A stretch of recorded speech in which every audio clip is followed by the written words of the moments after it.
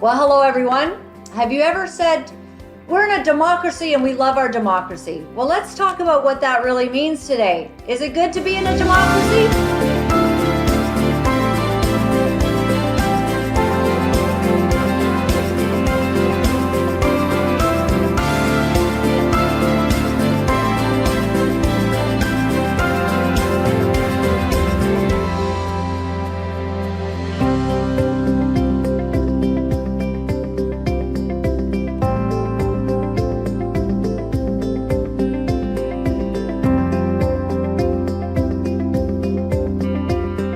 Well, hello everyone, and welcome to the beginning of the last days. My name is Laura-Lynn Thompson. It's great to be with you today. JT, I wouldn't mind showing that picture. Do you know that back in the, so this was in the late 80s, early 70s. This was my hair, okay? And when I showed this to my daughter, she asked if it was, my daughter said, was it Halloween? So, it's funny how styles and lives change over time. And we look back at some of the pictures where we thought we were oh so cool and we look like big nerds, right? All right. So this was my hair in 1980s and 70s. And the gal beside me, so her name was Toby. And, so when my daughter saw all of us, she thought that we were all out. Well, we're all in white t-shirts, which was the standard. Like, you were not cool if you didn't have a white t-shirt that was kind of like a guy's t-shirt and the collar went up to here, and then you had really big hair. Now, I had sometimes even bigger hair, but my friend beside me, that's how we all wore our hair. And we put this sticky stuff in it, so it was like glue. Do y'all remember that? It was ice hairspray. And once you put that stuff on, like, it wasn't going anywhere, and it became a danger to others and to their eyes. So you had to be careful. You didn't want to be sued for poking someone's eye out with your hair. Anyways, all right, enough of that.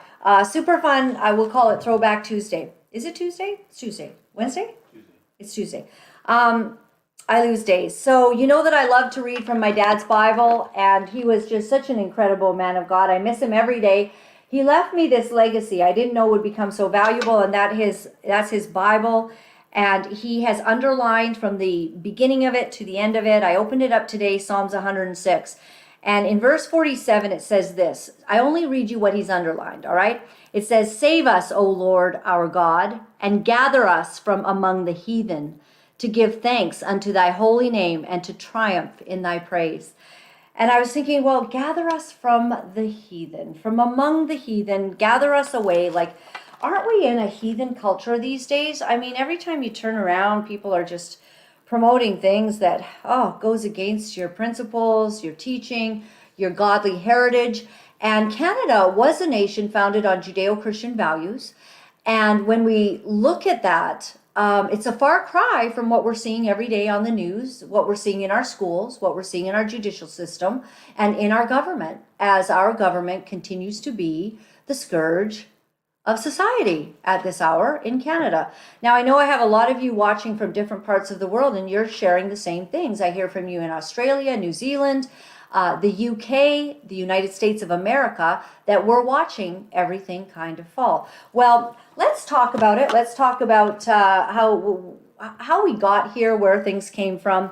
You're going to absolutely love my guest. This is a very learned man who seems to understand some of these things that I'm talking about here. Richard Lyons, he was born and raised in the Midwestern United States.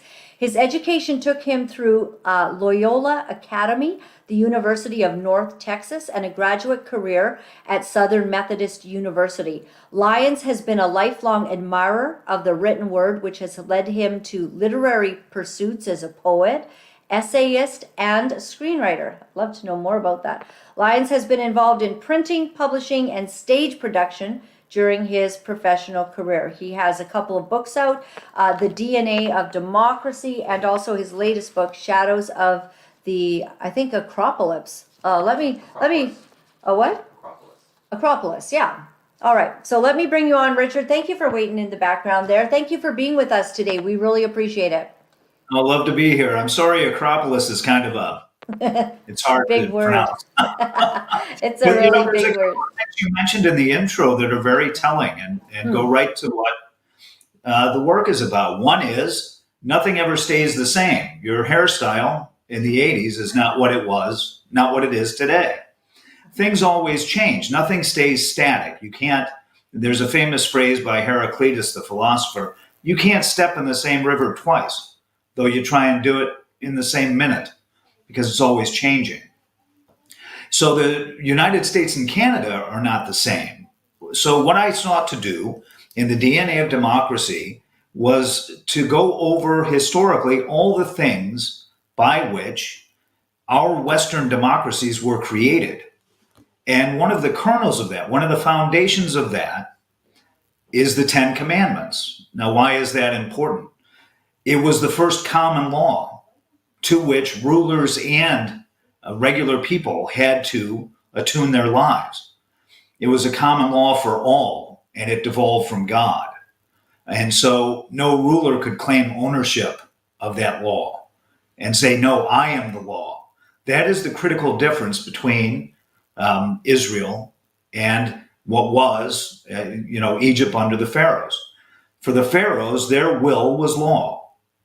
In Israel, the law was the law, devolved from God, and it's where we get our inalienable rights as having the rights of man. That So I, recently, that became very important to me. I'll just say that I didn't always understand that. Like, yeah, even growing up, I guess I didn't even question rights. I thought we had all the rights in the world until the last 3 years when all holy hell hit and we found yeah. out that all Well, kinds of there's a things can reason. go wrong. Exactly. There's a reason. So under the DNA of democracy, I put the growth of. It's been very sporadic, Laura. There was the Ten Commandments as an example of common law. The Athenian Constitution, which gave rights and a voice and a vote in direct relation to citizens. Then there was the Roman Republic, which was a manner of representatives representing the views of their constituents. And then from there, the DNA of democracy goes to England, where by means of the Magna Carta, there came rights, individual rights and property rights, rights in courts of law, rights to trial by jury. And so all these things were a part of the makeup of Canada and the United States. And so from there, I go into our Constitution and exactly why it was created as it was created, so that local constituencies, local assemblies, are like a direct democracy of Athens. Everybody has a vote, everybody has a voice in a small town. But when you get to the state level in the United States, it's a representative, it's a republic, a constitutional republic. Each of our 50 states are constitutional republics. And then you have the federal government, which is again a representative matter, and it is too a constitutional republic, but with common laws under which we have a Bill of Rights, and those are the rights that protect us. So that is the basis of the DNA of democracy. I go into the Civil War a little bit to show that our Constitution, like any Constitution, needs a little correction to enhance the rights of man and to extend the franchise. So is the Constitution, is that a key part of the democracy? Can you have a constitution but still, like, you're a republic? What's the difference there? Well, we are a constitutional republic, so that we are governed by a system of laws, not by men. So you can't just haphazardly. The first oath that persons who are servants of the people in America at any level of government, the first thing they do is take an oath to the Constitution to serve it and defend it.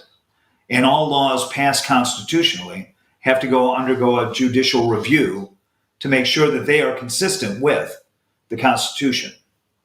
So it's a matter of having common laws, common rights, and common enforcement, right? A level playing field. That is the essence of governance of the people rather than by a tyrant. Right. So is that where Canada maybe has got to look at some changes? We have got all kinds of factions calling for something to change because our country is now run by what we believe to be an absolute tyrant. And he's shown that over the last 3 years. And it's been an embarrassment, really. Yeah. Well, he and Obama have a lot in common, frankly. But so what happened during the Obama administration is that I started noticing that associations and groups of persons specifically were being attacked by the Obama administration. One was the Little Sisters of the Poor, who were against supplying abortifacients in their hospitals as a part of their care. But under Obamacare, there was a little rule inserted that made it necessary by law that they do so. So the Obama administration sued them. Another group was the Tea Party associations that sprang up spontaneously, which is what's great about a democracy, all over the country, and they were attacked by the IRS so that they could not fundraise. They couldn't raise money to advance their movement. They were crippled in the crib, so to speak. When I saw that, I said, well, something's very wrong. Something's wrong with the way our country is governed. And then I saw that Arizona wanted it, and it's exact parallel to today. Arizona wanted to protect its own citizens, the security of their citizens. So they were about making their own border impassable because the federal government under Obama was doing nothing to stop people from coming in the country, even criminals. So what did Obama's administration do? They sued the state of Arizona, which is against our constitutional framework of federalism. So with all that in mind, I wrote the DNA of Democracy as an example. That's the paradigm. And then I wrote The Shadows of the Acropolis, which is a tale of the last 100 years in America. Let me move that where people can see it. The last 100 years of America has been a story of the concentration of power in Washington, D.C., and in one office thereof, the presidency. So that we now have a presidency like Trudeau's, where the president is, I'll just use today as an example. Joe Biden is not defending our southern border. He is allowing millions of people to come in. That is in direct dereliction of the Constitution. It is tyrannical. When a person, any person, decides what law they will not execute because their party doesn't like it or because they don't like it, these are laws on the books, passed through constitutional processes. If one person or one party decides, well, we don't like that law, so we're not going to enforce it, the reverse of the law becomes the law. And that is a tyrannical manner of governance. So I wanted people to understand this, what's happening, how it happened. So I wrote the how and why of how we were created and the how and why of how we've departed from that so that people can really understand, my gosh, this isn't the same country. Just as we have the same styles of the Roaring '20s in our dress, our government has changed, and it's all been towards a concentration of power, which is inimical to a democratic constitution. So does that get us in trouble with each different ruler? I've noticed, isn't Biden in direct? He's completely mishandling the country, and he's in direct opposition to what your laws are, from what I understand. And Governor Abbott is bringing him up short on that. Yes, the laws that we have had in America, it was called the Immigration and Nationality Act, and it was created in the 1950s. It was amended a little bit in 1965, but it tasks the president with defending the country at its borders. Another act was created in 2006 in answer to 9/11 that again tasked the presidency or the executive branch with operational control of all seaports and all land borders. And what we're finding is that because Joe Biden and the Democratic Party want more voters in America, that they are allowing millions of people to come in here. And I think the end game is they'll say, well, wait, there are all these illegal immigrants. And we'll say, well, some should be sent back. And they will say, well, there's 20 million. So why don't we send half back? So they still gain 10 million votes. Right? It's very cynical, but I think it's very true. That they're doing this in order to take votes away from conservatives and to make sure that their government is socialist, because that's where we're headed. Wow. It must be scary for you as a man who understands this to several layers deeper than most people. And you're watching your country go through this transition. Could you share with me, like personally, what that is feeling like to you watching this? Well, I can see it be, I've studied something of history, but I've written these books because I sincerely believe that if middle of the road Democrats or independents understood where a part of the Democratic Party is taking our entire country, they would change their vote in the next election. They would literally say, wait a minute, we don't want to lose a constitutional republic. And that's what a part of their party is taking us to. So you see, Robert F. Kennedy Jr. is now an independent because the Democratic Party is not the same party his father was a part of. They have thrown him out. They won't even allow him to debate Joe Biden because they don't want to debate because they know their views are very unpopular. But they don't understand. The common Democrat does not understand what's happened. The common independent doesn't either. So, with a democracy, because all of CNN, that's what they're saying. We're going to lose our democracy if we get Trump in, right? Like that's their constant thing. They don't want to. They do not want a constitutional republic.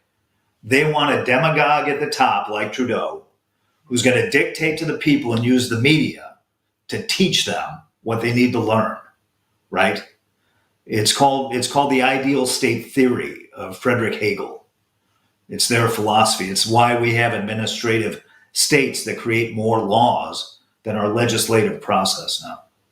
That's what I found had happened. Right. So with a constitutional republic, should that protect a country no matter who is the leader? If the leader follows the law, it goes back to the Ten Commandments, Laura. If there's a ruler who doesn't abide the Ten Commandments, that's no longer common law. And that should not be a leader. It's a tyranny.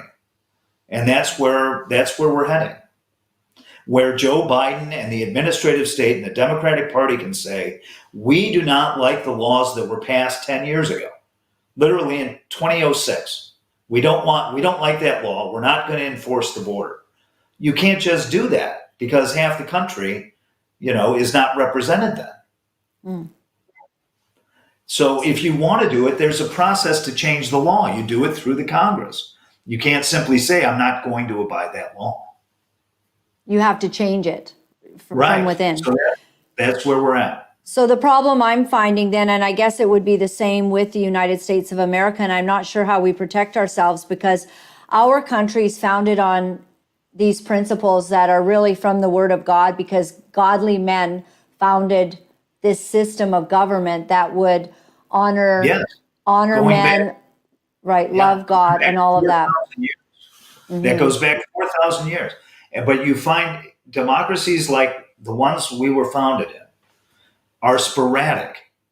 They are not continuous. What I call the common keep of humanity is tyranny. It's tyrannical government. And the key trait of a tyrannical government is a concentration of power that is inaccessible to the people. So what it means then is if we get enough people in our Northern America, so we consider ourselves North America, and for whatever that means, but if enough people come to our country and we have opened our borders to those who do not share our values, we are in danger then of a legal way of laws being changed in the future. Would that be correct? Like they would change, like people have tried to put in Sharia law. This is Islamic law in Canada. And so far, we've been able to stop it. That's the intent. That's why they've changed. That's in America, in the United States. The Democrat Party has taken over education little by little since the 1960s, since the Great Society of Lyndon Johnson. And as in 2010, it totally took over the funding function of universities. In other words, all the money that goes to universities channels through the federal government. They took over the means of finance through loans. If you want a student loan, you have to go to the federal government, right? And institutions that the government doesn't like anymore will not be doing well with their funding, their financing. And at that same time, you started seeing this shift away. It started in the 60s, away from democratic principles and to socialist principles, which are opposites. Those are opposites. So after everything that you've learned and doing these deep dives and truly like line by line, bringing knowledge to folks through your books, is there something that you personally, if you could, would change or shore up in order to protect the United States, and thereby we might do to protect Canada? I would devolve all power now in the administrative state to the states, to the 50 states. Oh. So there is no more dictation from a federal government. And there's a means of doing so because the Congress was never given the power by the Constitution to delegate power out of itself and into another branch of government. That is a power they've never had, but they've used to create this massive administrative state. So I would cut the head off of the snake. Every administrative agency has an office in the Capitol. They also have an office in every state because they wanted their children to exist in every state of this agency. So the easiest thing to do is you say to the state of Illinois, if you want the HHS to continue in Illinois, you continue it, but you cut off the office in Washington. Okay, so that's very good. I see that your governors do have and seem to have some power to do things the way they'd like. I mean, Governor Newsom is destroying California, and doing a great job. Yeah. And of course, you've got a terrific governor in Florida who's just finished, running for the presidency and all of that, but a very good man. And so they do seem to have some autonomy. So would you be changing it to make it even more? Well, if we go back to original principles again, Laura, the way our Constitution was designed is most power was local. Mm-hmm. The next power was the state. So you heard from local authority first, then state authority. The only thing our federal government was designed to do was to unify the states for war and to have a uniform commercial law. When we talk about common law, there's common criminal law, there's common commercial law. So it was to make sure that there weren't tariffs levied in Massachusetts on products from Virginia, right? It would be one common market. That was all the federal government was supposed to do. But what has happened is there's been an inversion. That level of power with the most power is now the federal government. And the least amount of power is in the local government. Right. So as you've unpacked all of this, then I guess, what is the goal then of your second book, Shadows of the Acropolis? Acropolis. How does that one differ? By the way, that was the plateau in Athens where all the citizens were equal and had common sunlight and common law. That's why.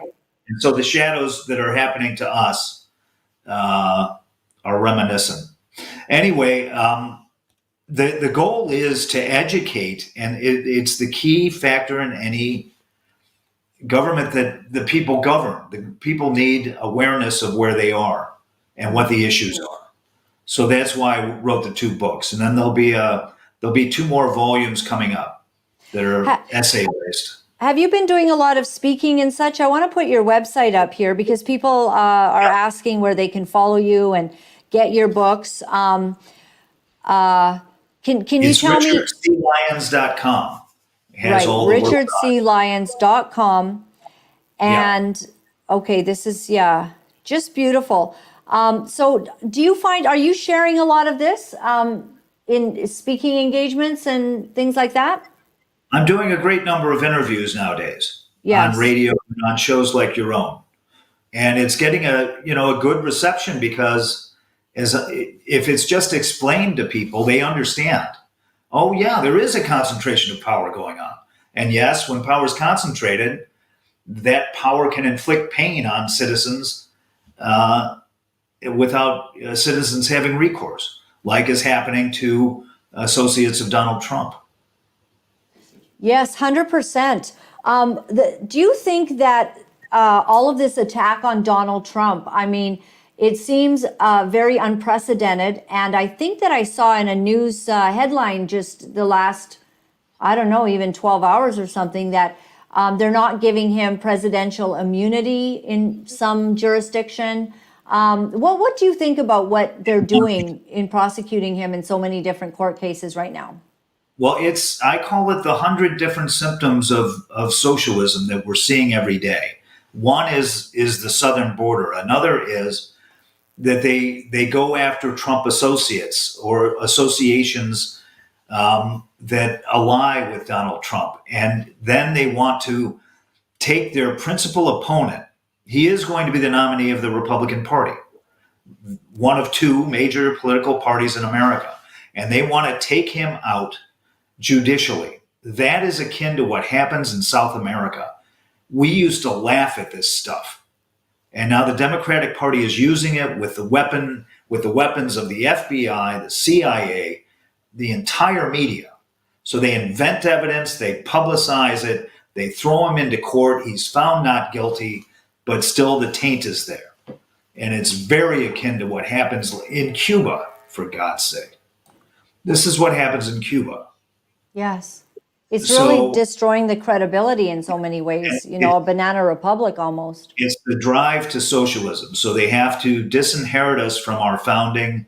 They have to praise socialism in schools and attack the history of Western thought, for heaven's sake. Well, it's all 100 symptoms of the same disease.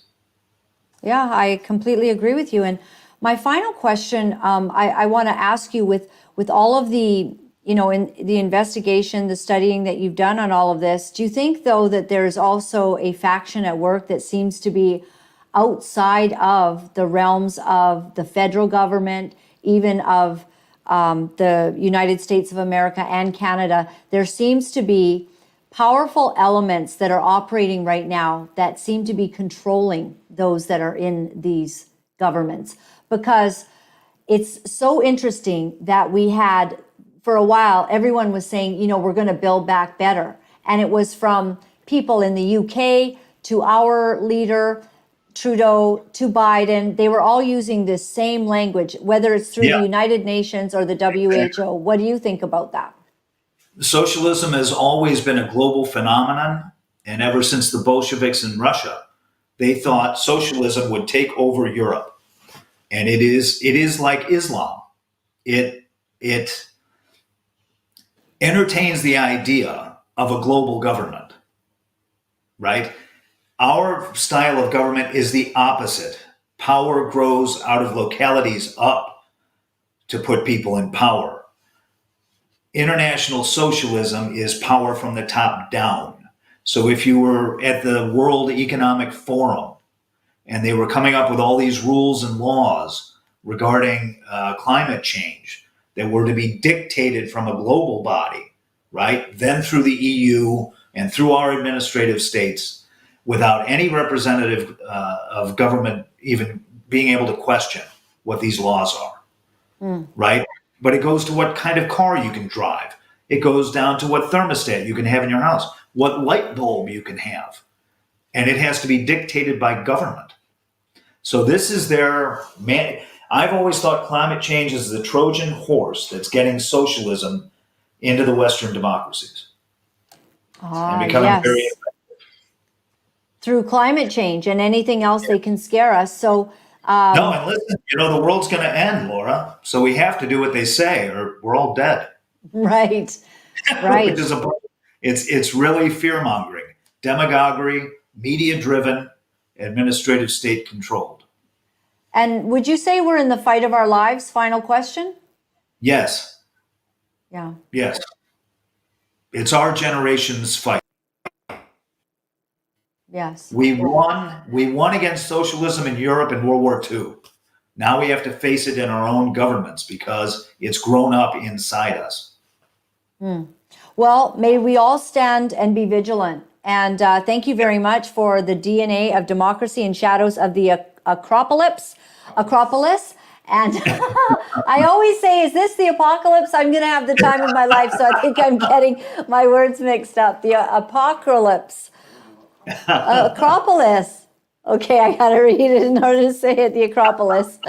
I love it. Even if I can't pronounce it, I look forward to getting your book. And I thank you very much for being here. And thank you for sharing the truth on these issues. I think that they are of supreme importance. Thank you, sir. Well, it affects all of us. And thank you, Laura-Lynn, for your time.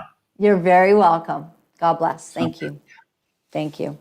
All right, everyone. That was Richard C. Lyons. And you can go to his website at richardclyons.com. Shadows of the Acropolis. Did I say it right? See? Oh, now he's gone. You know, that was terrible. All right. All right. I get tongue-tied sometimes, but incredible. That was an incredible conversation. And I think it leads into our next guest, what's been going on in Canada. But I just want to, go over something. When Richard Lyons is saying this is the fight of our lives, I think that almost every interview that we present here every single day, whether it's medical health experts or people from the military, from the government, education, this is an epic battle. There is something that it's almost like the black cloud that is now over every country of the world. And this black cloud is dictating what we should teach our children, what we should have on our television sets, how government should legislate laws for the protection of ridiculous things rather than by God's sovereign laws that everyone should be adhering to. And I always say, if you're an atheist, the safest place in the whole world for you is the United States of America or Canada, because we consider that God gave us freedom to believe as we wish. So it's all extremely interesting that we are in this epic fight. Now, I have a gentleman that wants to share some of his experience, and his name is Rob Krause, and he is a Canadian Armed Forces vet who started speaking out in 2019 on harmful government policies, some of them concerning the ideology of Islamism and the Black Lives Matters movement. This resulted in disciplinary action in which he was reduced in rank from Petty Officer Second Class to Sailor First Class. At the same time, he was placed under administrative actions, which resulted in his release from the Canadian Armed Forces under Term 5F, service completed, unsuitable for further service. On January 22nd of 2022 is when that took place. And it strikes me that was right at the beginning of the Freedom Convoy. At the time of his release, he was also under administrative actions for failure to comply with the CDS directive on COVID vaccination. But the other administrative actions gave the RCN and the CAF the result they desired. He has since retired and moved back to Saskatchewan, and he's here today to give us a little bit of insight into the Canadian Armed Forces. Sorry for sneezing, Rob, right when I'm introducing you. I hope that you're still there. Sorry about that. How are you doing, Rob? Oh, we can't hear you right now. So we'll see if we can get your mic on, whether you have it or... Is your mic on in your place there? Do we have it on? Yep. Do you see his voice moving? We don't see your voice moving. Would you try this, Rob? Just disconnect and come back in, and we have something that we can show in the meantime. Rob will be right back. All right. Pundit Alex Cargill explaining why supporting the CPC is becoming more and more difficult. And have a listen. Most of our livable land with infrastructure is near the cities. That's where the people want to go. That's where they will go.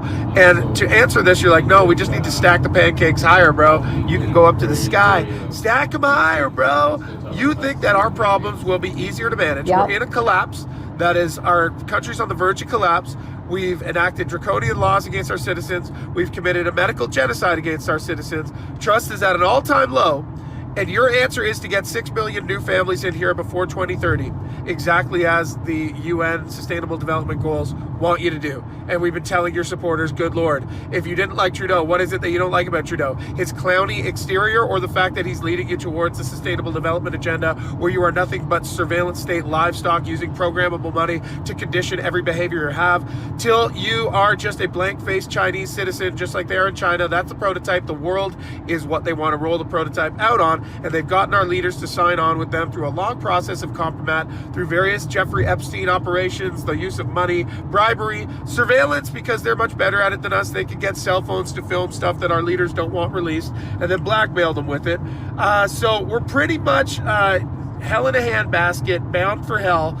And the answer to this is, let's just get 6 million more families settled. That's CPC's answer. You guys are lunatics. You're absolutely crazy. You should have read the messages. Like, what's going to happen? We're going to have high density hospitals for these people, high density transit stations for all this. What the are you guys thinking pushing this? And how are people still supporting it? Even if they tell you the truth at this point, you shouldn't believe it. Shame on you if they ever do pretend to be PPC and roll back all these communist promises to make you digitally surveillance livestock.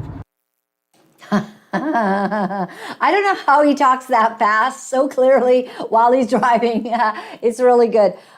He's just giving us a little bit of insight into some of the policies that still seem extremely like we're run by a uniparty here in Canada. And so don't get mad at us for bringing this to light. Consider what we're saying. It's very interesting that we have lost the art of conversation in recent times, where we don't seem to think that we can just kind of like say, yes, we see that you're pro this and I'm pro that, but what's going on with the fact that many of the CPC policies, especially with respect to climate, with respect to our borders and the protection of our borders, they're pretty similar, if not exact, the same as the Liberals. So that's what Alex is outlining here. And I thought he made some really good points. And we had to cut down on the swearing there, Alex, so maybe pay more attention to that. So let's have a look at, Rob's here. All right, let's see if this is working, yep. Rob. All right. Am I back on? Yep, we gotcha. That's all right. All right. That's great. Okay, so I did introduce you, Rob, and thank you for serving our country. Let me just say that you are a veteran, and I appreciate so much. I'm very sad at the treatment you got and some of the unfairness that took place, but I'd like you to tell us a little bit about some of your concerns that you vocalized, and it basically got you, given the boot. So it started basically in the last half of 2019, and that was about the time when we saw a lot of the energy policies in Canada, where our federal government was impeding the extraction of energy in the Alberta, especially in the West, and our financial policy was also starting to take a nosedive. And at the time, I would make a small tweet about it, and that was all well and good up until in December. During that time, that was also when I had first learned about M103, and which was the Islamophobia motion through Parliament. And I started digging in there, and that started me down the rabbit hole, so to speak. Tell us a bit, Rob, tell us a bit about M103. Would you tell us what that is for those that don't know?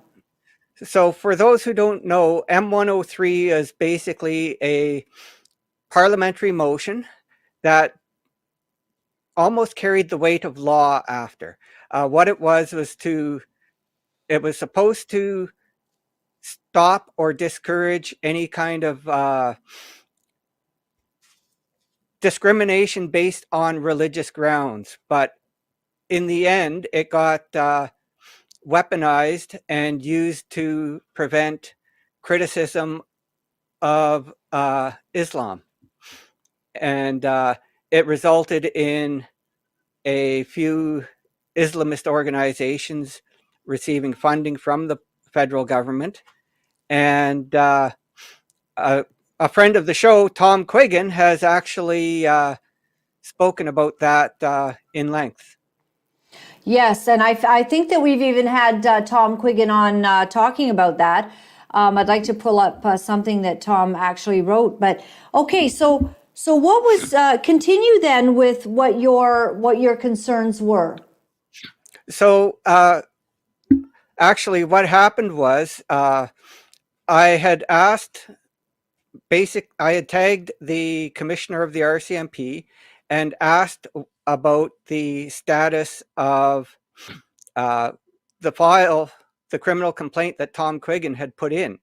And that got, for some reason, I believe that was what flagged me, and it went through the chain of command, and eventually it led to me receiving a warning. So I stopped criticizing the federal government openly on Twitter, and then started moving towards criticism of Islam on Facebook. Now, your previous guest was actually spot on, because today most of the political power in Canada is concentrated in the Prime Minister's office. And, right. And that's been a problem, Rob. Oh, yes. And ever since then, while I was in the forces, my social media had been monitored on a fairly regular basis. The divisional officer I had on board the ship I was serving on at the time was of the opinion that they had a model for the people who served under them. And if you did not follow that model, then you would be forced to adopt that model, or your life would be made very difficult. And I refused to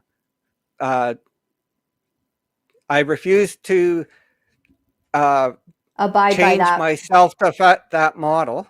And as a result, the consequences were my dismissal from the service. Okay. Eventually.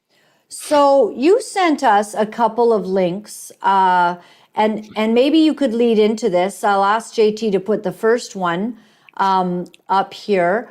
Tell us what you want Canada to know that concerns you about how your experience informed you of some things that that we need to be aware of.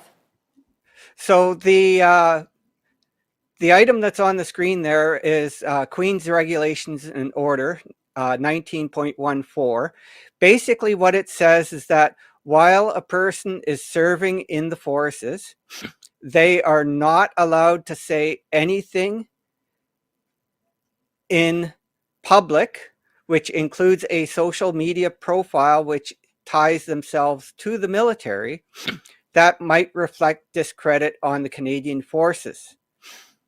Now, that flies right against Section 2B of the Charter, which guarantees our freedom of expression, thought, and belief, and also gives freedom to the press.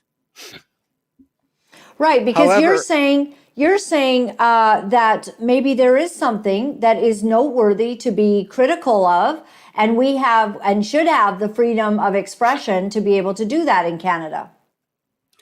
Exactly. And one of the largest pieces I was criticizing about Islam was Sharia.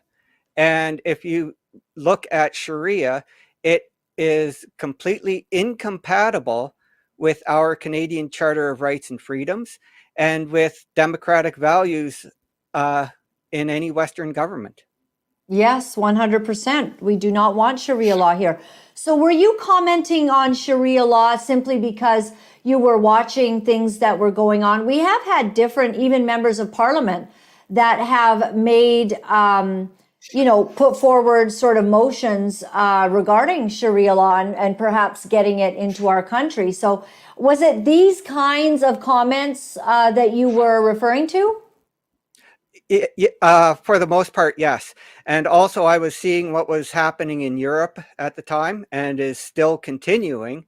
And unless things drastically change within Canada, I could see what's happening in England, Germany, and Sweden between the rape gangs and the suppression of the open and honest debate about Islam coming to Canada. And that is will be the beginning of the end of any kind of democracy in the country. Yes, I'd like to say that when I spoke with Christine Anderson, I did an interview with Christine Anderson. I'm just trying to pull it up to see if I have it Wonderful kind of. woman. Yeah, absolutely. And she let me know that they were having difficulties with machete attacks, which was surprising to me. And also, the rape culture that was going on there. And it was very alarming. And she was sounding an alarm and saying, we've got a problem with people who do not see things as we do. And potentially it could put our nation, and she was, kind of bringing a warning to me about that. And so when you're talking about these things that you were concerned about, I guess this is what you were highlighting, is that you were staying on top of what's happening in other nations, which I don't know that we do very much, because our mainstream media, legacy media, it's very, it's almost a forbidden thing to speak of this kind of, to speak about Islamic beliefs or how they infiltrate a country. And so we don't hear a lot about it. No, we don't. And it's a shame.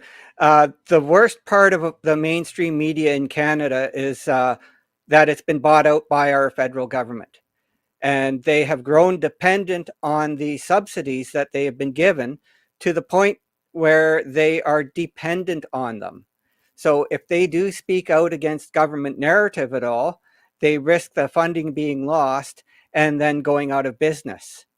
Now, another reason why we don't hear a lot about that is because most of our immigrants coming in, or I should say a good portion of our immigrants coming into Canada today, do follow Islam.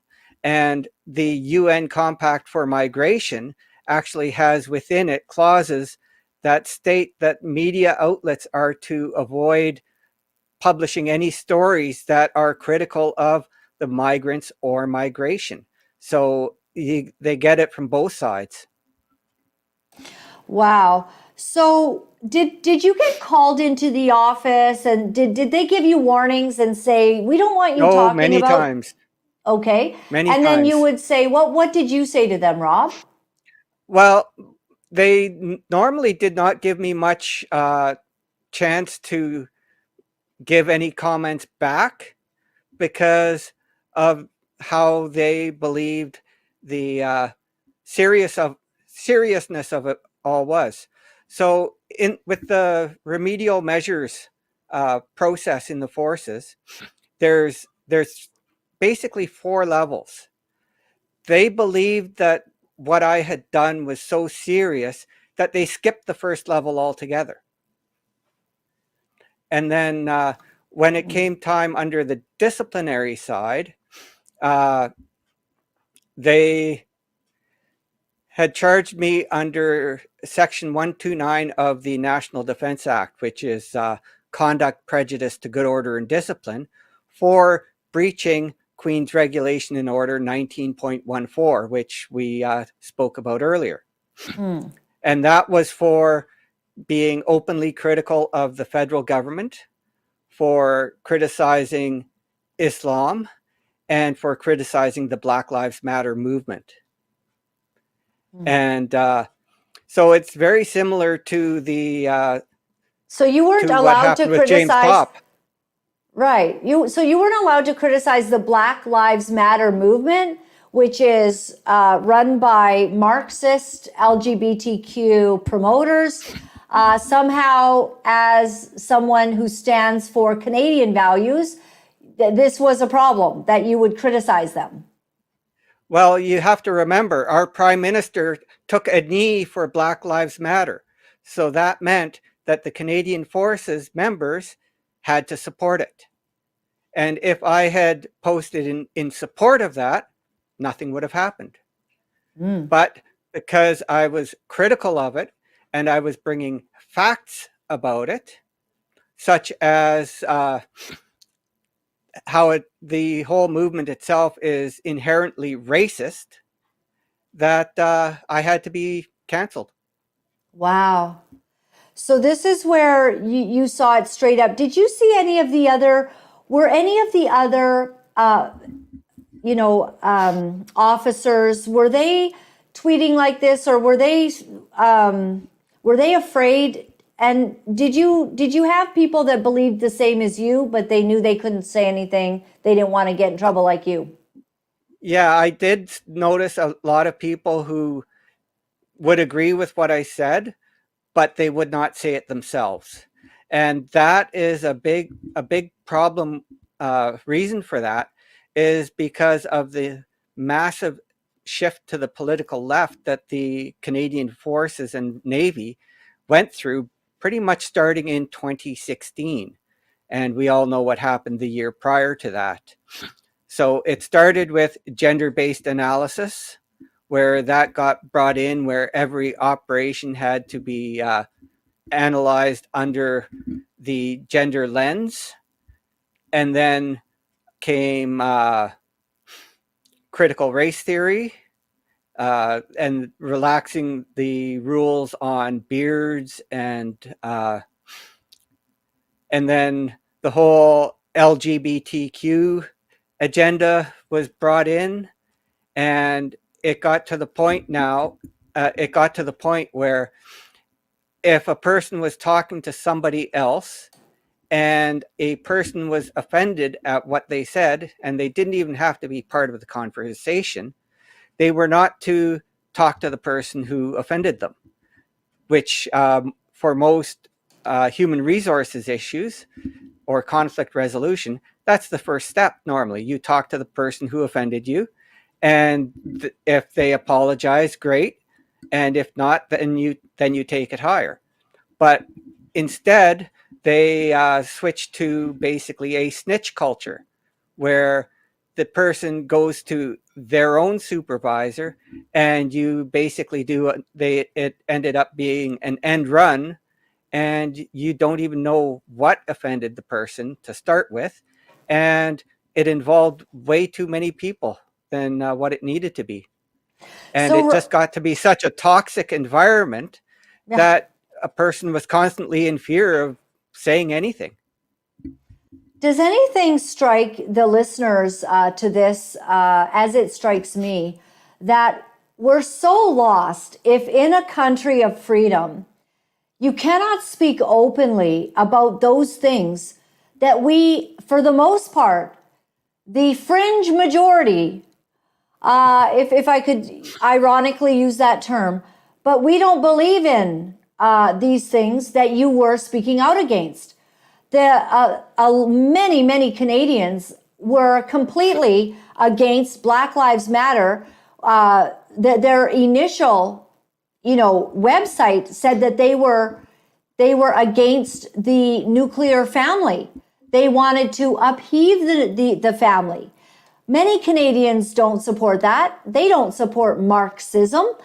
They don't support this LGBTQ push that is going on. Millions and millions of Canadians. And it strikes me as very odd, going back to some of the things that you were sharing regarding Sharia or Islamic concerns. If you could put my friend here, JT, up on the screen. When I was speaking with Christine Anderson and she shared with me this truth, she also gets in trouble. She also gets called these kinds of names, but she talks about, this was one very revealing poll that she showed that this is going on in Germany. In this poll in Germany, Afghans and Africans are proportionally 40 times and 70 times more involved in gang rapes than Germans, than the people of Germany. And she was sharing this because this was a problem. And it was the same thing in England, actually, with the Rotherham rape gangs, because the perpetrators there were mostly from Bangladesh and Pakistan. And yet it seems that if you're in the, if you're in the military where you're defending a country that rejects those ideals and those ideologies and those principles, where you reject that, it seems that it's strange that you're not allowed to speak of that, and that is somehow your freedom and your love of this country. Therefore, your willingness to speak against evil, because we need to expose evil in order to understand it, in order to get rid of it. They didn't protect you. No, they didn't. And what most people don't realize is that when a person does join the Canadian military, is that they still do have all of the protections of the Charter of Rights. However, the institution, and it seems government today, ignores the Charter if it suits them. Right. And we which is exactly what our last conversation was talking about. Mm-hmm. And you saw it especially with the Freedom Convoy in Ottawa. 100%. And another thing that all of the policies and regulations that they used against me get their authority from the National Defence Act. Mm. Now, what they refused to even talk to me about was Section 52 of the Constitution Act 1982. It basically states that the Constitution of Canada, including the Charter, is supreme law in Canada, and that anything that goes against what the Charter says is of no force or effect. Thank you there. So in essence, all of the policies that the Canadian forces have that go against the Charter of Rights and Freedoms are in fact unlawful by the Constitution. But because it is bad for the institution, it is ignored. Now, that is really something. So this says, let me just read it out. It's quite firm. The primacy of Constitution of Canada. The Constitution of Canada is the supreme law of Canada, and any law that is inconsistent with the provisions of the Constitution is, to the extent of the inconsistency, of no force or effect. The Constitution of Canada includes the Canada Act 1982, the acts and orders referred to in the schedule, and any amendment to any act or order referred to in paragraph A and B. So this is what we're supposed to be relying on. And your position is that that was not being done. No, even by our armed forces. It was being ignored. And we saw the Charter being ignored by the federal government when it came to enforcement of emergency orders under the Emergencies Act. Mm-hmm. Because if you remember, the the preamble to the Canadian Charter of Rights and Freedoms itself says, whereas Canada is founded upon principles that recognize the supremacy of God and the rule of law. Now, that God is not Allah, and that rule of law is not Sharia. 100% right, brother. It is not. And so this has been a pretty tough thing for you to go through, Rob. Give us what you're coming out of this, and what you would like to sound the alarm to Canadians about because of your experience. So the main thing that I want to say here is that if you do decide to speak out against an ideology, make sure it is about the ideology and not the people who follow it. Because part of what they were trying to do was to use hate speech laws against me. But because I did not target any one specific group of people and targeted ideas, that all they could get me on was speech that showed discredit to the Canadian Forces. Now, the members of the Canadian Forces still have all of the charter rights and freedoms guaranteed. There is nothing in the National Defense Act or the charter that says as a member of the military you give up your rights. What you do end up doing is signing what they call ultimate liability, meaning that if you are sent into harm's way, you could lose your life or be severely wounded. And I was fine with that. I was fine with thank you. With possibly losing my life for this country. But would I do it again today? Not a chance. I am proud of my service to Canada, but I am ashamed at what this country has become. Wow, Rob. You know, it ties into something, an interesting family talk that we've had in our own family. When I've looked at my grandfather, he was in the war. He was in the Second World War.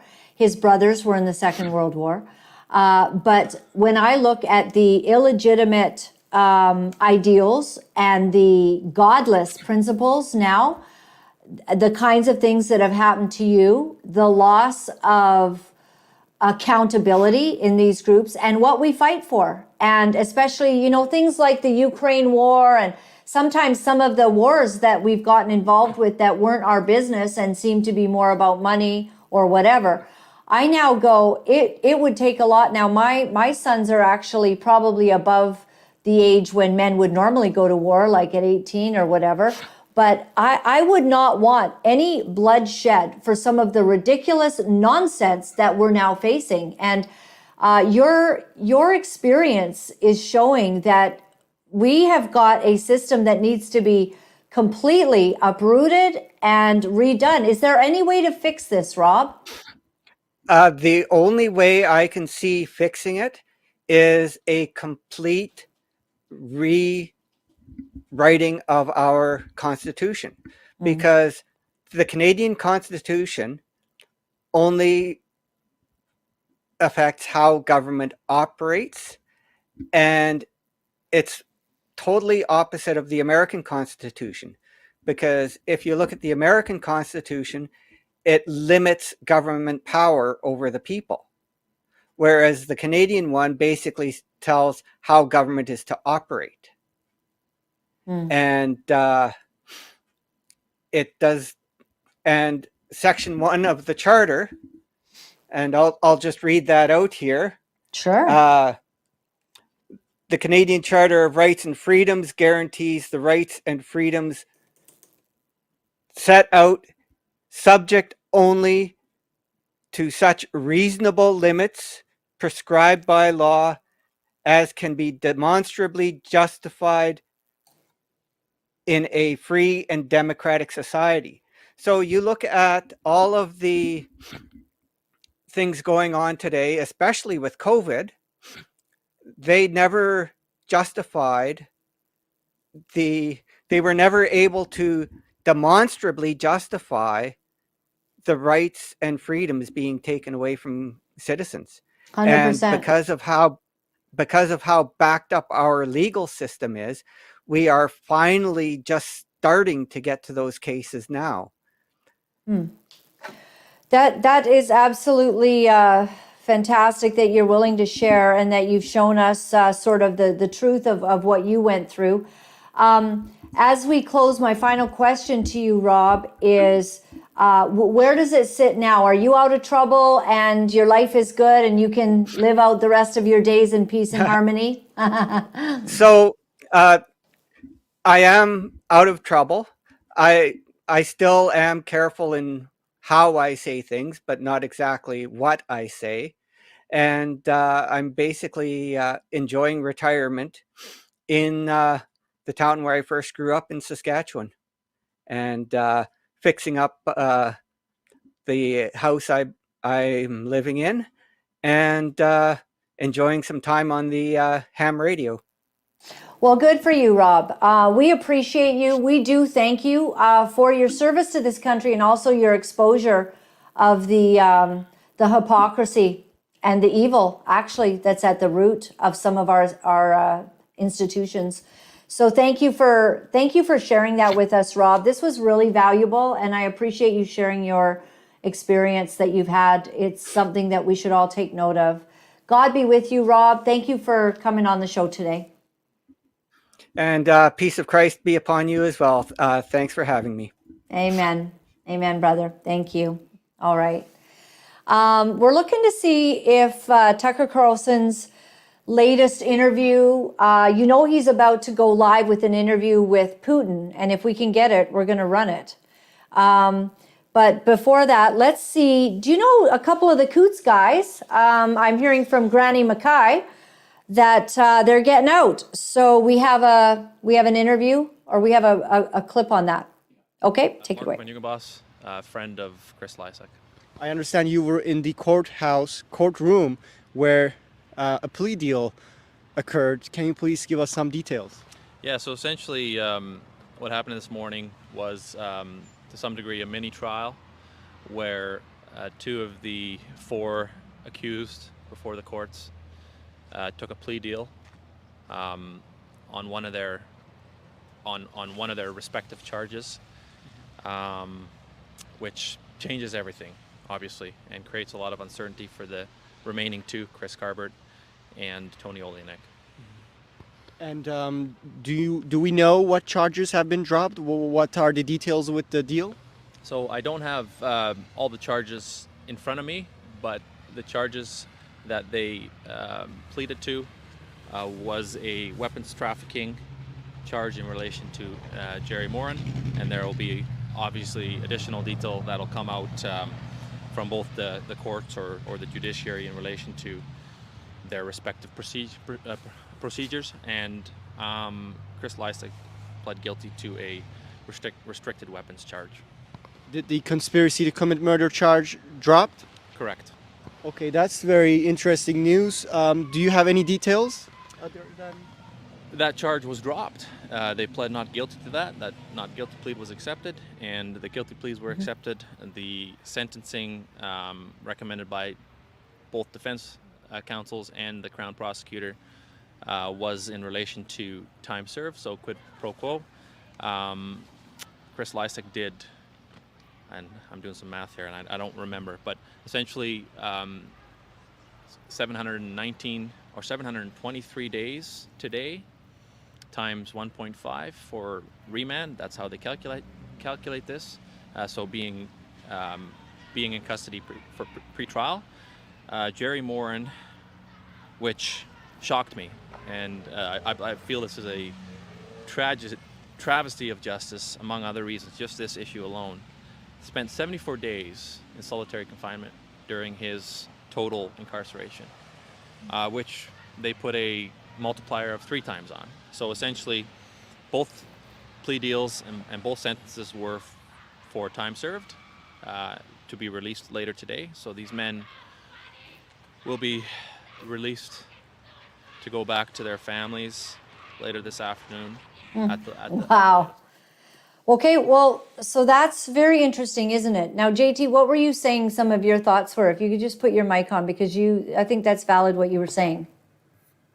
Well, I would think the conspiracy to commit murder would interest the media, especially the conspiracy to murder RCMP officers, that they would be really chomping at the bit to see these guys convicted. And Mocha Berzigan is the only media person there. Yeah, No good for CBC, Mocha. No CTV, no Global, nobody covering this. Yeah. They dropped the charges, which means they had nothing. I don't know what's in that envelope that nobody can talk about, but clearly the prosecution had nothing. They've just strung this out. It's purely political and it's purely theater and it's completely against the Charter of Rights and human rights that should be taken to the UN. Yes. Yeah.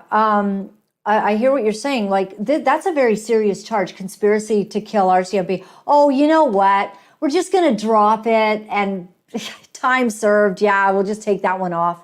We'll just take that one off. Now you're free to go. So I wonder what's happening with Tony. I'm going to see if I can call Granny Mackay right now and see if she can give me any insight, okay? So what's going to happen with Tony and the other Chris is sort of my thoughts on this. And I know Granny's always got her beat on the pulse. She's already been... Hi. Laura-Lynn. Hi, Granny. How are you? Hey, listen. How are you? I'm okay. Listen, I'm on live right now. And of course, we've just heard, what's going on and you've been informing us. So I just want to let you know you're live. Are you willing and able? Would you be able to tell us what's happening with Tony and Chris? Do you have any updates? With Tony and Chris, I have not spoke to either one of them yet or any of their family. I think right now everybody's really confused and overwhelmed. As you can only imagine what those two men are going through. Yeah. Seeing two men that were charged with the exact same things as them, went through everything for the last 2 years like them, and now they got released, and you're still sitting inside a remand. I can't even begin to imagine what they're going through. It's just absolutely heartbreaking. Right. And we had Tony on with you not long ago. And is he still in simply remand? This continues 723 days later. Yes. So he's still in Lethbridge. What will happen? Will he stay in Lethbridge now? Because the reason he couldn't stay in Lethbridge before is because both areas of Lethbridge where Chris were separated into these different areas. Well, now Chris Lysick's not there. So will Tony be able to stay in Lethbridge now? I have no idea. I'm assuming so. So I don't know, but I would assume I'd hear from Tony here pretty soon. Okay. Please give him our love and our prayers and let the guys know that we are praying for them. And we're hoping perhaps for their imminent release as well in this farce of I mean, what do you make, Granny? They're saying, okay, we've taken off the conspiracy to kill the police officers. That's a pretty big charge to just kind of go, okay, we'll wipe that away now and we'll give you time served and you're out. Yeah. The whole thought of it is weird. Like, so these two men could not get bail because, officers were too scared to go and check on them if they got out and had an ankle bracelet at their house. And now that's all just being waived. Right. So they're in there for 2 years and it makes no sense, Wow. Laura-Lynn. No sense at all. And like I said, we don't 100% until I hear it from Jerry's wife or from Jerry, because Jerry will be out today. Until I hear exactly what he pled out to, I don't believe any articles. I don't believe what anybody's saying until I hear it from them, because I believe they did take a plea deal, but is it necessarily true? I don't believe it is. I believe the door was cracked open, and you can only imagine what he's going through, and he can see the light. Just sign here. I don't believe Jerry did what they're saying he signed, he pled out for. I don't believe it for 1 second. Yeah. Okay. Well, thank you for that update and keep us posted, Granny. You're always letting me know what's happening. I appreciate that so much. And just let Tony know we are praying for him, and maybe his imminent release is also due. His sudden I release. pray it is. Amen. I pray it is, Laura-Lynn. I do. I pray it is. I pray it's coming soon. And thank you for always being there, Laura-Lynn. Like, you've always been a trooper. You've always been in their corner. And the continued support is so much appreciated. You're welcome. I smelled a rat from the beginning, so did you. So this is wrong. It's a big one. Yes, these are political thank you, prisoners. Yes, they definitely are. Yeah. They definitely are. Thank you. And, okay, love you. Talk Love to you you. soon. All right. Take care. Bye-bye, Granny. Bye-bye. Okay, that's fantastic. So let's celebrate that for a moment and say good. 2 of the political prisoners are out, and we pray for the soon release of Tony and Chris. So something very interesting has happened. Tucker Carlson basically feeling that there hasn't been adequate understanding of Putin's, President Putin's position on this war that's been going on. What does Tucker Carlson do in true Tucker Carlson form? He goes to Russia and asks for an interview, and apparently he got it, and it's about to be released. But just before then, he has put up a statement about it. So let's have a look at what he's saying. We're in Moscow tonight. We're here to interview the president of Russia, Vladimir Putin. We'll be doing that soon. There are risks to conducting an interview like this, obviously, so we've thought about it carefully over many months. Here's why we're doing it. First, because it's our job. We're in journalism. Our duty is to inform people. 2 years into a war that's reshaping the entire world, most Americans are not informed. They have no real idea what's happening in this region, here in Russia or 600 miles away in Ukraine. But they should know. They're paying for much of it in ways they might not fully yet perceive. The war in Ukraine is a human disaster. It's left hundreds of thousands of people dead, an entire generation of young Ukrainians, and it's depopulated the largest country in Europe. But the long-term effects are even more profound. This war has utterly reshaped the global military and trade alliances, and the sanctions that followed have as well. And in total, they have upended the world economy. The post-World War II economic order, the system that guaranteed prosperity in the West for more than 80 years, is coming apart very fast, and along with it, the dominance of the US dollar. These are not small changes. They are history-altering developments. They will define the lives of our grandchildren. Most of the world understands this perfectly well. They can see it. Ask anyone in Asia or the Middle East what the future looks like. And yet the populations of the English-speaking countries seem mostly unaware. They think that as nothing has really changed. And they think that because no one has told them the truth. Their media outlets are corrupt. They lie to their readers and viewers. And they do that mostly by omission. For example, since the day the war in Ukraine began, American media outlets have spoken to scores of people from Ukraine, and they have done scores of interviews with Ukrainian President Zelensky. We ourselves have put in a request for an interview with Zelensky, and we hope he accepts. But the interviews he's already done in the United States are not traditional interviews. They are fawning pep sessions specifically designed to amplify Zelensky's demand that the U.S. enter more deeply into a war in Eastern Europe and pay for it. That is not journalism. It is government propaganda. Propaganda of the ugliest kind, the kind that kills people. At the same time, our politicians and media outlets have been doing this, promoting a foreign leader like he's a new consumer brand. Not a single Western journalist has bothered to interview the president of the other country involved in this conflict, Vladimir Putin. Most Americans have no idea why Putin invaded Ukraine or what his goals are now. They've never heard his voice. That's wrong. Americans have a right to know all they can about a war they're implicated in, and we have the right to tell them about it because we are Americans too. Freedom of speech is our birthright. We were born with the right to say what we believe. That right cannot be taken away no matter who is in the White House. But they're trying anyway. Almost 3 years ago, the Biden administration illegally spied on our text messages and then leaked the contents to their servants in the news media. They did this in order to stop a Putin interview that we were planning. Last month, we're pretty certain they did exactly the same thing once again. But this time, we came to Moscow anyway. We are not here because we love Vladimir Putin.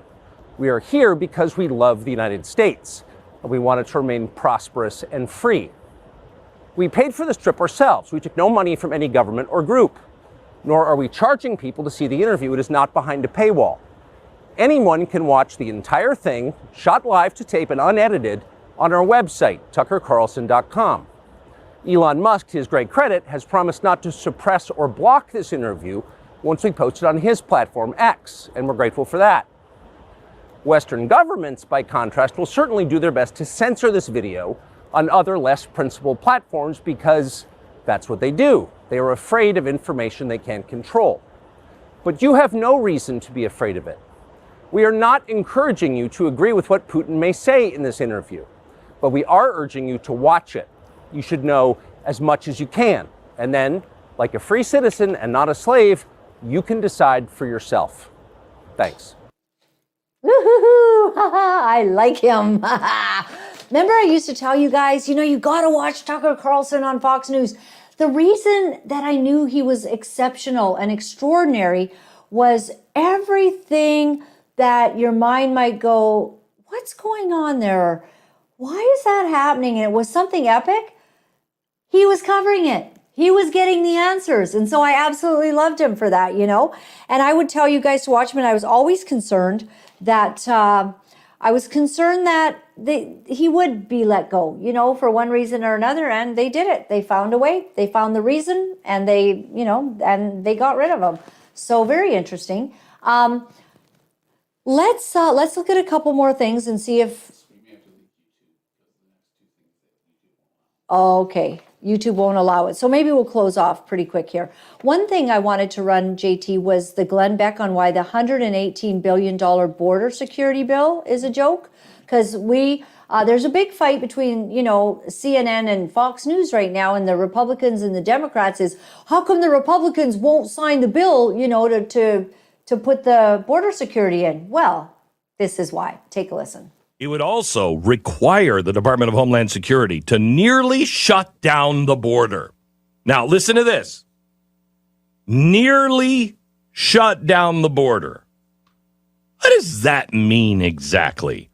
Well, it means that we're not going to shut down the border, but nearly do it. Now, not today, but that they can do that if the migrant crossers increase more than 5,000 a day on any given week, or if the average daily encounters reach 4,000 people a day in a 1 week span. So if there's 4,000 people for 6 days, they can't shut down the border. They can't nearly shut down the border. At a rate of 5,000 illegal immigrants entering the country, that would mean more than 1.8 million illegal aliens would be coming into the country every year. But remember, I haven't gotten to the nearly shut down the border. This is their solution today, to let an additional 2 million people just come across our border. Okay, we're a little sick of the 4 million, I think. We're a little sick. Let's slow it down. Let's just do 2 million. Oh, okay. That's way better. I mean, what a joke. And the other reason that this is not passing is because out of the $118 billion border security bill, $60 billion of that is going to go to the war in Ukraine. And no matter which side, we always feel sorry for the poor people. And I feel very badly for the people of the Ukraine underneath Zelensky and his ridiculousness, because he is clearly one of the most narcissistic people on the planet. But why on earth other countries have had to get involved in this? I want to hear from Putin himself. This is what I remember, okay? And when I was, before the war started, and I was watching the kind of showdown beginning, what Putin did not want was, he didn't want, I guess, these weapons to be in the Ukraine on the border, right? NATO weapons or like nuclear weapons. He didn't want them in the Ukraine, right on the border of his country. And he was very clear, and he said, if you do this, then we will have to fight. And instead of honoring that, Zelensky just, as if he just wanted a war. as if he just wanted to fight. Like that girl last night on The Bachelor, right? She just wanted to fight.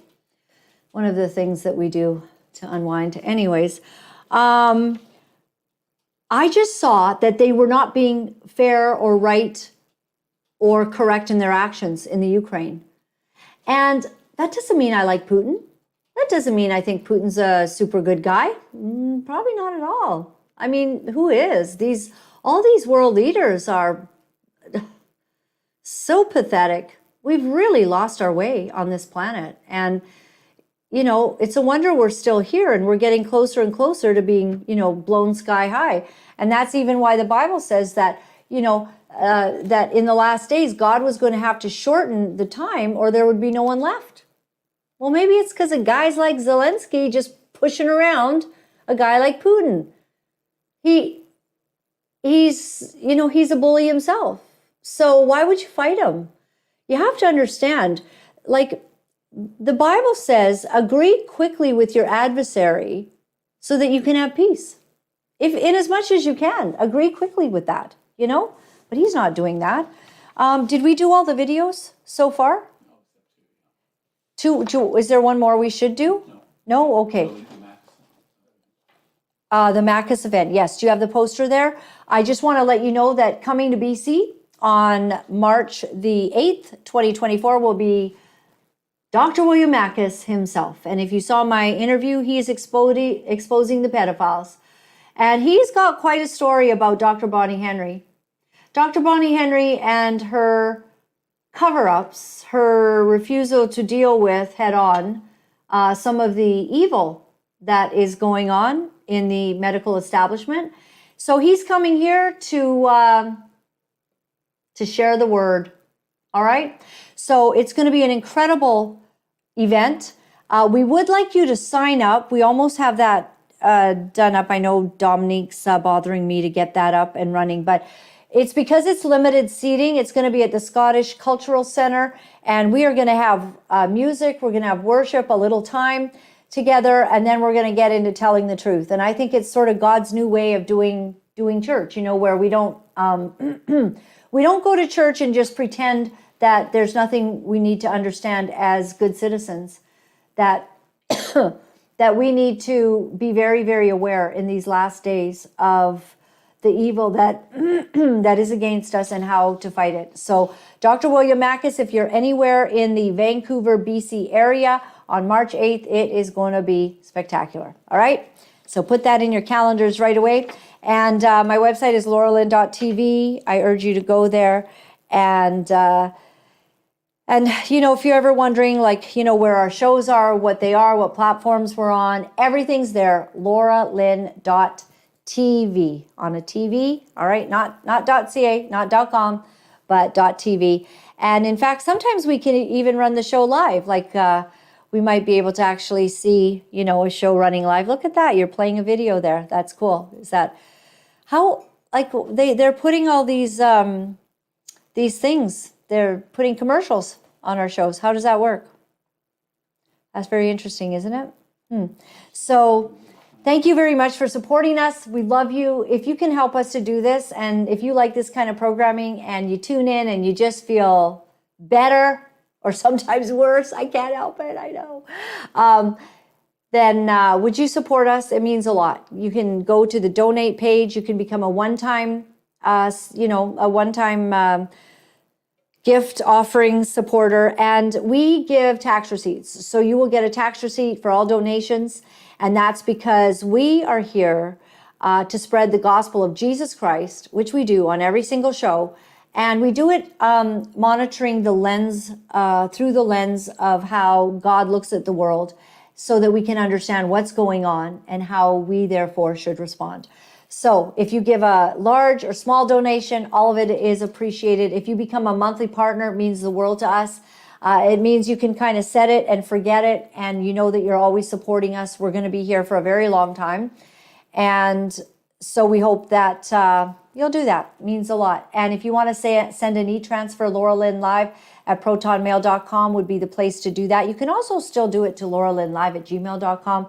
We also have snail mail, Box 48184 in New Westminster, Queensboro, and V3M0A7. Can we change that graphic today, JT, to Queensboro? Just so, because some packages have just not gotten through and they have that address. And so I think that sometimes you have to have literally Queensboro, especially maybe larger packages. I think it goes to a different spot. I don't know why.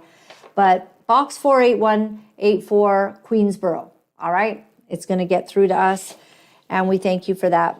We love you guys. Thank you very much. And if you want to buy gold and silver, Sun City Silver, to sovereignize at protonmail.com.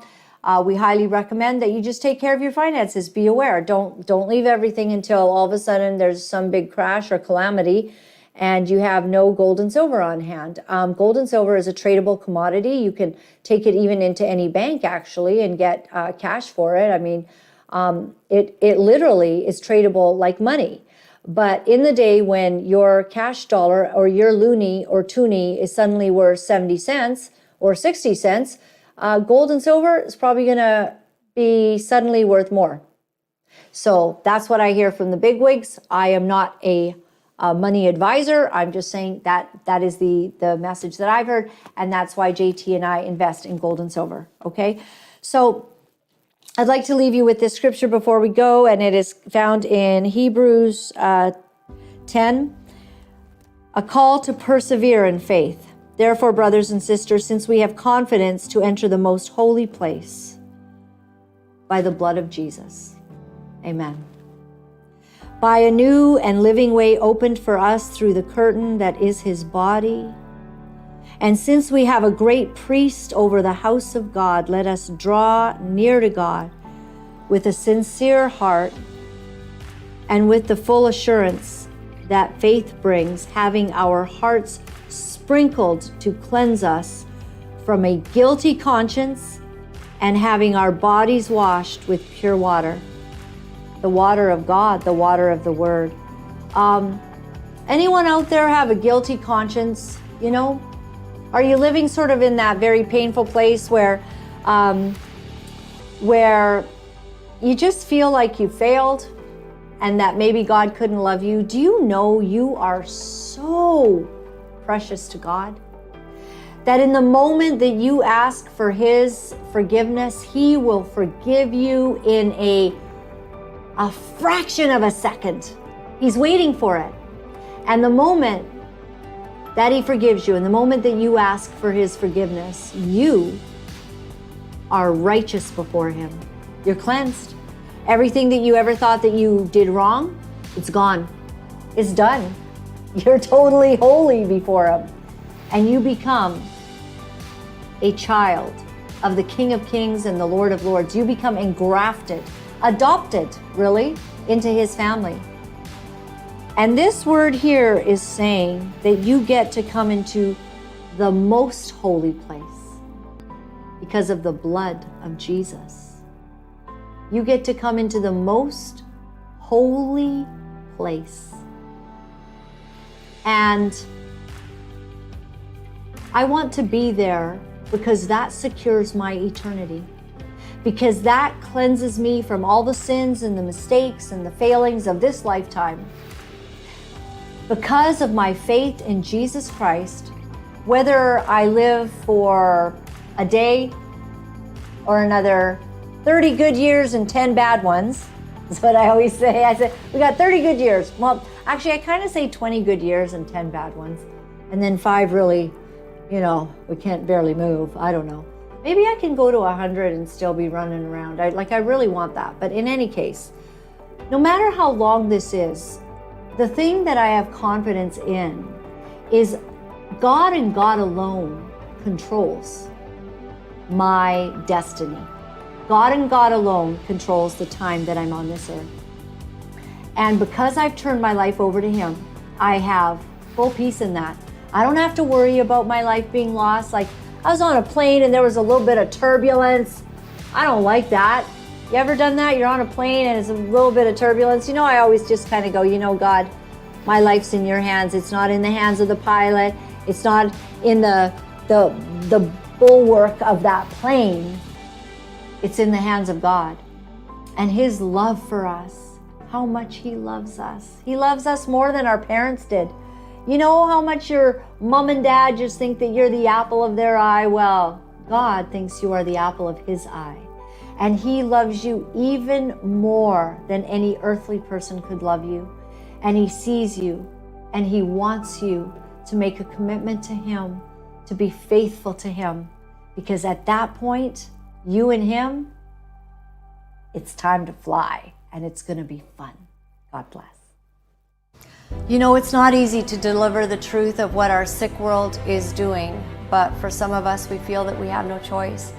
Because if we are silent about these abominable things, then we are letting evil go unchecked, and we cannot do that. For those of you wonderful people who are writing me and are sharing your encouragement, I am deeply grateful. Thank you for all the letters that you've been sending. Thank you for the donations and the support. I found out that in order to speak the truth, you have to become very, very strong. If you would go to my website at www.laura-lynn.tv, you'll find all of the ways that you can contact me. Remember, my friends, all is well. All is well. Thanks for joining me.